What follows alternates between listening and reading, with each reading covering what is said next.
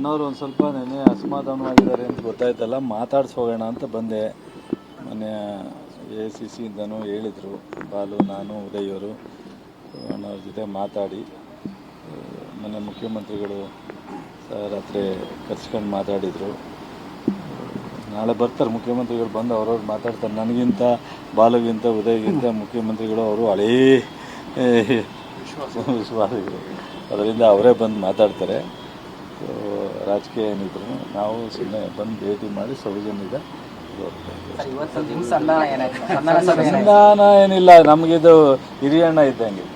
ನಾವು ಬೇರೆ ಪಾರ್ಟಿ ಜನತಾದಳದಲ್ಲಿದ್ದಾಗಲೂ ನಮಗೆ ಅನೇಕ ಸಂದರ್ಭದಲ್ಲಿ ಅವರು ನಮಗೆ ಒಂಥರ ಗಾಡ್ ಫಾದರ್ ಥರನೇ ಮಾಡಿದ್ದಾರೆ.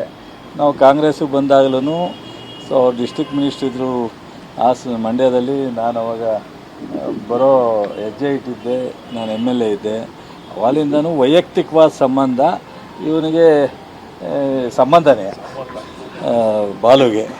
ಸೊ ಹಾಗಾಗಿ ಸಂಧಾನ ಏನಲ್ಲ, ಅವ್ರಿಗೆ ಸಂಧಾನ ಮಾಡೋಷ್ಟು ದೊಡ್ಡವರಲ್ಲ ನಾವು ಭಾಳ ಚಿಕ್ಕವರು. ಇಲ್ಲ ಒಂದು ಕಡೆ ಹಿರಿಯರನ್ನ ಕಡೆಗಣಿಸಿದೆ ಹೈಕಮಾಂಡ್.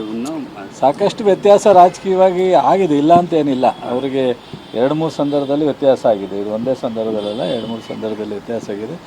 ಅದನ್ನು ಪಾರ್ಟಿನೇ ಸರ್ ಮಾಡಬೇಕು, ಪಾರ್ಟಿ ನಾಯಕರೇ ಸರ್ ಮಾಡಬೇಕು. ಅದಾಗುತ್ತೆ. ಏನು ಹೆಚ್ಚಿಗೆ ಬೇಡ ನಡ್ರಪ್ಪ,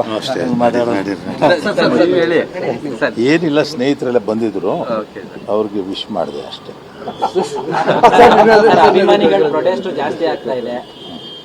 ಇಲ್ಲ, ಅದು ಎಲ್ಲ ರಿಸೈನ್ ಮಾಡ್ತಾ ಇದ್ದಾರೆ. ಅದು ನಮ್ಮ ಆಬ್ಸೆನ್ಸಲ್ಲಿ ಅವರು ತೀರ್ಮಾನ ತೊಗೊಂಡು ಮಾಡಿರೋದು ಕಾರ್ಯಕರ್ತರು.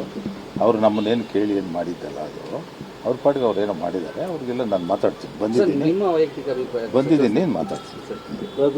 ನಾನು ಇರಲಿಲ್ಲ, ಬಂದಿದ್ದೀನಿ, ಮಾತಾಡ್ತೀನಿ.